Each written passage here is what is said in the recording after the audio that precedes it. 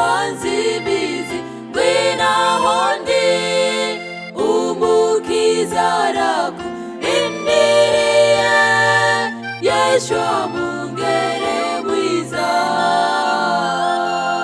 Yeshua Mwungere Mwiza yaragupfiriye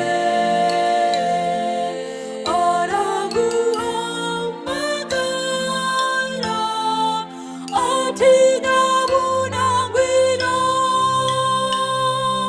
gira vububebuka ureke kwiroha injira uzorindwa rwose wibere mu mahoro.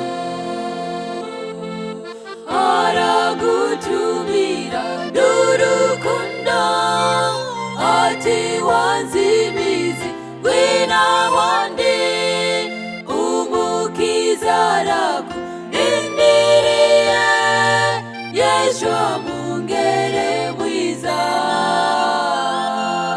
Reka